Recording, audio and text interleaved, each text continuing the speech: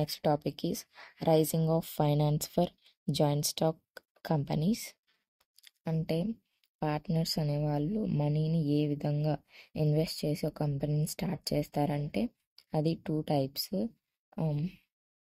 Owned capital and borrowed capital. Owned capital అంటే వాళ్ళ సొంత డబ్బుల్ని షేర్స్ రూపంలో ఇన్వెస్ట్ చేయడం, అండ్ బారోడ్ క్యాపిటల్ అంటే ఎవరి దగ్గరైనా అప్పు తీసుకోవడం కానీ లైక్ త్రూ బాండ్స్, అంటే అప్పు తీసుకొని బాండ్స్ రూపంలో పెట్టడం కానీ, లోన్స్ తెచ్చుకోవడం కానీ, అండ్ ఎవరైనా ఫైనాన్షియల్ కార్పొరేషన్స్ దగ్గర అమౌంట్ తీసుకొని వచ్చి ఈ కంపెనీని స్టార్ట్ చేసేకి ఇన్వెస్ట్ చేయడం కానీ, ఇవన్నీ కూడా మనకి అంటే అమౌంట్ని ఏ విధంగా ఇన్వెస్ట్ చేస్తున్నారు అండ్ అందులో ఎటువంటి ఇష్యూస్ అనేటివి రైజ్ అవుతాయి, అంటే ఏ ఫార్మాట్లో వీళ్ళు అమౌంట్ని ఇన్వెస్ట్ చేస్తున్నారు అని అంటే first one issue of shares, second one issue of debentures, third one inviting public deposits, fourth one loans from bank, fifth one ploughing back of profits in case of existing companies. అంటే కొన్ని companies బాగా స్టేబుల్గా ఉంటాయి, వాళ్ళ దగ్గర నుంచి వీళ్ళు కొంచెం అమౌంట్ని తీసుకొచ్చుకుంటారు. Next sixth one assistance from specialised financial corporations. అంటే కొన్ని కార్పొరేషన్స్ ఫైనాన్షియల్గా స్టేబుల్గా అండ్ పూర్తిగా ప్రాఫిట్లో ఉన్న కార్పొరేషన్స్ దగ్గర నుంచి అమౌంట్ తీసుకొచ్చి ఈ కంపెనీకి అయితే ఇన్వెస్ట్ చేస్తారు. Next topic is share. ఇందులో ఏంటంటే గ్రూప్ ఆఫ్ పీపుల్ అమౌంట్ని అయితే ఇన్వెస్ట్ చేస్తారు ఒక కంపెనీని స్టార్ట్ చేసేకి. ఇది వచ్చేసి షేర్స్ రూపంలో అమౌంట్ని షేర్ హోల్డర్ అనే అతను కొంటారనమాట. ఈ షేర్ హోల్డర్కి ఓటింగ్ రైట్ ఉంటుంది అండ్ ప్రాఫిట్స్ వస్తే షేర్ చేసుకోవచ్చు అండ్ ఇతను real owner of the company అని చెప్పచ్చు. మనకి మామూలుగా షేర్స్ అనేటివి 3 టైప్స్లో ఉన్నాయి. First one is preference shares. ఈ ప్రిఫరెన్స్ షేర్స్ అగైన్ మనకి 9 టైప్స్గా డివైడ్ అయింది. అంటే ఇది ఎలా అంటే ఇన్వెస్ట్ చేసిన దాన్ని బట్టి షేర్స్లో అమౌంట్ అనేది డిస్ట్రిబ్యూట్ అవుతుంది. సో ఇలా క్లాసిఫై అయినాయి. ప్రిఫరెన్స్ షేర్స్ అంటే వీళ్ళకి కంపెనీకి ఒకవేళ ప్రాఫిట్ వస్తే అమౌంట్ అనేది వీళ్ళకి కూడా షేర్ చేస్తారు అండ్ ఇందులో ఏంటంటే ఫిక్స్డ్గా ఉంటుంది అమౌంట్ షేరింగ్ అనేది. వీళ్ళకి ఓటింగ్ రైట్ అనేది కూడా ఉండదు. వన్స్ కంపెనీ స్టార్ట్ అయ్యాక ప్రాఫిట్ వస్తే అందరూ గ్రూప్ అయ్యి ఆ గ్రూప్లో అందరూ అమౌంట్ని అయితే షేర్ చేసుకుంటారు. ప్రిఫరెన్స్ షేర్స్ 9 టైప్స్గా డివైడ్ అయింది. First one cumulative preference shares. ఇందులో ఏంటంటే కంపెనీ స్టార్ట్ చేశాక వాళ్ళకి ప్రాఫిట్ అనేది రాలేదు అని అనుకో, వీళ్ళకి ఏంటంటే అమౌంట్ని ఇయర్ ఇవ్వాల్సింది, అంటే వీళ్ళకి అమౌంట్ అనేది ఫిక్స్డ్గా ఉంటుంది, ప్రాఫిట్స్ అండ్ లాసెస్తో సంబంధం లేదు ఈ ప్రిఫరెన్స్ షేర్స్లో ఉన్న వాళ్ళందరికి కూడా. సో వీళ్ళకి అమౌంట్ ఫిక్స్డ్గా ఉండడం వల్ల ఒక ఇయర్ ఇవ్వాల్సిన అమౌంట్ని నెక్స్ట్ ఇయర్ వచ్చిన ప్రాఫిట్ అండ్ ఇయర్ ఇవ్వాల్సిన అమౌంట్ని మొత్తం కలిపి ఇస్తారు ఎవరికి, క్యుములేటివ్ ప్రిఫరెన్స్ షేర్స్కి. Next second one non cumulative preference shares. ఇది పూర్తిగా క్యుములేటివ్ ప్రిఫరెన్స్కి ఆపోజిట్. ఏంటంటే ఒకవేళ లాస్ వచ్చింది కంపెనీకి ఇయర్ అని అంటే వీళ్ళకి నెక్స్ట్ ఇయర్ మనీ అయితే ఇవ్వరు. అంటే ఈ ఇయర్ లాస్ వచ్చి మనీ ఇవ్వకుండా ఉన్నప్పుడు నెక్స్ట్ ఇయర్ కూడా వీళ్ళకి ఆ మనీ నెక్స్ట్ ఇయర్ ప్రాఫిట్ వచ్చినా కూడా వీళ్ళకి లాస్ట్ ఇయర్ లాస్ వచ్చిన మనీని కంబైన్ చేసి ఇవ్వరు. ప్రాఫిట్ వస్తే అమౌంట్ ఇస్తారు, లాస్ వస్తే ఏం అమౌంట్ ఇవ్వరు. Next third one redeemable preference shares. ఇందులో అమౌంట్ని షేర్స్ రూపంలో ఇన్వెస్ట్ చేస్తారు కదా, ఈ షేర్స్ని రిటర్న్ ఇచ్చి వాళ్ళ మనీని వాళ్ళు తీసుకోవచ్చు. ఎప్పుడనంటే ఇది మొత్తం క్యాన్సిల్ అయిపోయినప్పుడు వీళ్ళు షేర్స్ని వీళ్ళు సెల్ చేసుకొని మనీని అయితే తీసుకొని వెళ్ళిపోవచ్చు. Next fourth one in redeemable preference shares. ఇది opposite to redeemable preference shares. కంపెనీనే తీసేసేంత వరకు మనము షేర్స్లో ఉన్న అమౌంట్ని రిటర్న్ అంటే షేర్స్ రూపంలో ఉన్న అమౌంట్ని రిటర్న్ తీసుకోకూడదు అండ్ క్యాన్సిల్ చేయకూడదు until company is expired. And next fifth one is participating preference shares. ఇందులో ఏంటంటే గ్రూప్ ఆఫ్ పీపుల్కి అమౌంట్ ప్రాఫిట్స్ వచ్చిన తర్వాత అమౌంట్ని ఈక్వల్గా డివైడ్ చేస్తారు. ఇన్ కేస్ అలా ఫస్ట్ అయితే ఈక్వల్గా డివైడ్ చేస్తారు. అండ్ ఇన్ కేస్ అమౌంట్ని అమౌంట్ని ఈక్వల్గా డివైడ్ చేసి అందరికీ ఫిక్స్డ్ ఉంటుంది. ఎవ్రీ ఇయర్ ఫిక్స్డ్గా సమ్ అమౌంట్ అనేది ఉంటుంది, ప్రాఫిట్ లాసెస్తో సంబంధం లేకుండా.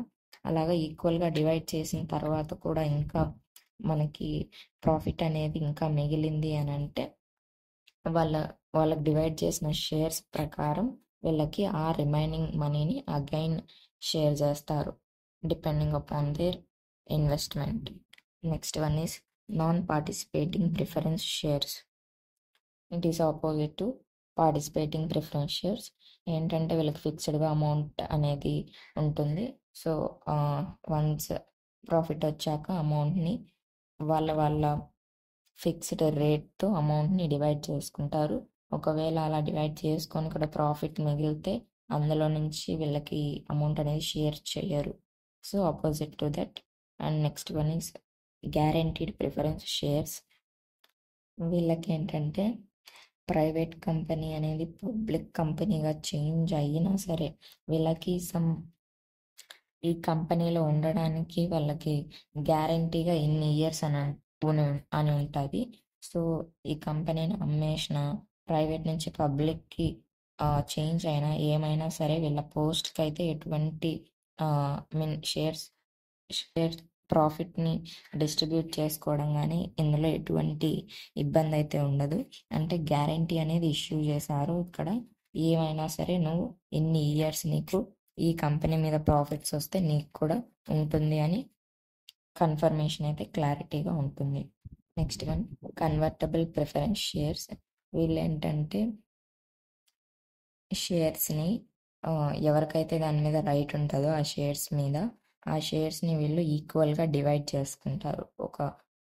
కొన్ని ఇయర్స్ తర్వాత కానీ ఎప్పుడైతే వాళ్ళకి అనిపిస్తుందో ఇంకా ఈ కంపెనీ వద్దు, కంపెనీని రన్ చేయడం స్టాప్ చేసేద్దాం, ఉన్న అమౌంట్ని ఈక్వల్గా షేర్ చేసుకుందాం అనుకున్నప్పుడు ఇలా షేర్స్ మీద ఎవరికైతే రైట్ ఉంటుందో ఆ షేర్స్ని ఈక్వల్గా డివైడ్ చేసుకొని కంపెనీని క్లోజ్ చేస్తారు. Next non convertible preference shares, opposite to convertible preference shares.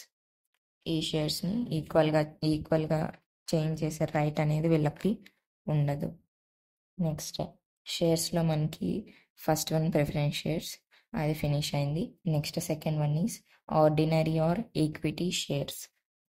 వీళ్ళని real owners of the company అని చెప్పచ్చు. మనకి కంపెనీ పెట్టిన తర్వాత ప్రాఫిట్ వచ్చిన దాంట్లో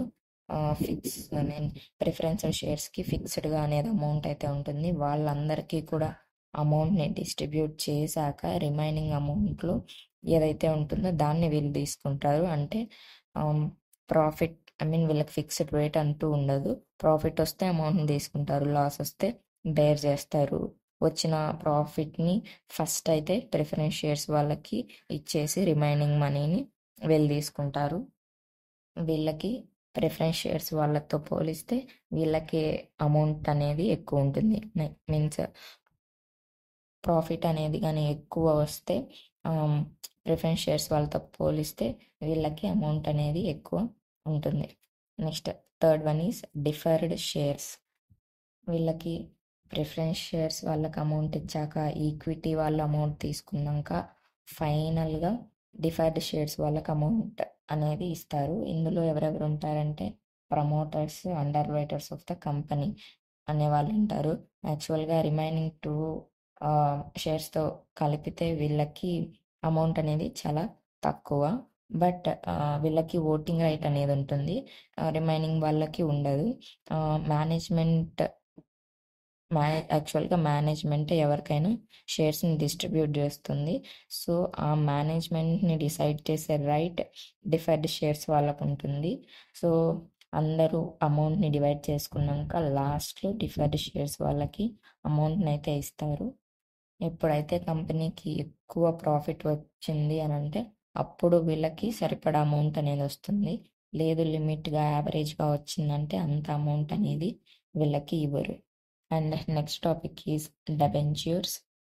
ఒక కంపెనీ స్టార్ట్ చేయడానికి మన దగ్గర మనీ లేనప్పుడు పబ్లిక్ నుంచి మనీని అప్పుగా తీసుకొని అంటే లోన్స్ రూపంలో తీసుకొని వాళ్ళకి టైం టు టైం ఇంట్రెస్ట్ అనేది పే చేస్తూ ఉండాలి. ఈ లోన్స్ అనేది ఈదర్ బాండ్ కానీ లేదంటే సర్టిఫికేట్ లేదంటే డాక్యుమెంట్ రూపంలో ఒక అగ్రిమెంట్ అయితే రాసుకుంటారు. టైం టు టైం వాళ్ళకి ఇంట్రెస్ట్ అయితే పే చేస్తూ ఉంటారు. ఇలా పబ్లిక్ నుంచి మనీని తీసుకొని ఇలా ఇంట్రెస్ట్ పే చేయడాన్ని ఈ పర్సన్ని ఏమని అంటారంటే క్రెడిటర్ అంటారు. అక్కడ షేర్స్లో ఎలాగైతే షేర్ హోల్డర్ అని అంటారు, ఇక్కడ డెబెంచర్స్లో క్రెడిటర్ అని అంటారు. అండ్ ఈ క్రెడిటర్ అనే అతనికి ఓటింగ్ రైట్ ఉండదు. అండ్ ఇన్ కేస్ కంపెనీకి ప్రాఫిట్ వస్తే అందులో ఉన్న ప్రాఫిట్లో ఉన్న షేర్ కూడా ఇతనికి రాదు. ఇతను జస్ట్ ఇంట్రెస్ట్ పే చేస్తూ ఉంటారు. అండ్ అడ్మినిస్ట్రేషన్ పరంగా కూడా ఇతన్ని ఎటువంటి ఇన్వాల్వ్మెంట్ అయితే ఉండదు. Next difference between share and debenture. Share అనేది కంపెనీ వల్ల ఓన్ మనీ, బట్ డెబెంచర్ అనేది ఫ్రమ్ పబ్లిక్ నుంచి మనీని అప్పుగా తీసుకునేది. Next second point, amount distribution అనేది కంపెనీకి వచ్చిన లాస్ ప్రాఫిట్స్ మీద డిపెండ్ అయి ఉంటుంది. బట్ డెబెంచర్స్లో ప్రాఫిట్ లాస్తో సంబంధం లేకుండా వీళ్ళకి ఫిక్స్డ్గా అమౌంట్ అనేది ఇస్తారు. Next third one, shares value అనేది తక్కువ బట్ డెబెంచర్స్ వాల్యూ ఎక్కువ.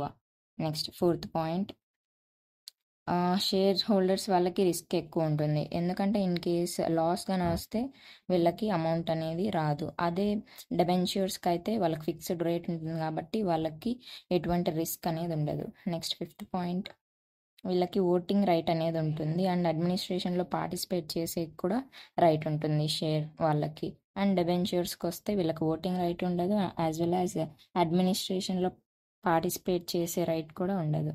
నెక్స్ట్ సిక్స్త్ పాయింట్, ఇందులో ఏంటంటే డెబెంచర్స్ వాళ్ళకి ఫిక్స్డ్ అమౌంట్ ఇచ్చిన తరువాతనే షేర్ హోల్డర్స్కి మనీ అనేది ఇస్తారు. ఇఫ్ అంటే కంపెనీలో ఏదైనా మనం ప్రొడ్యూస్ చేసినప్పుడు అండ్ దాని నుంచి మనకు ప్రాఫిట్ వస్తుంది కదా, ఆ ప్రాఫిట్ని ఫస్ట్ డెబెంచర్స్ వాళ్ళకి ఇస్తారు. అంటే వాళ్ళది ఫిక్స్డ్ రేట్ కాబట్టి వాళ్ళకి కన్ఫామ్గా ఇవ్వాల్సి ఉంటుంది.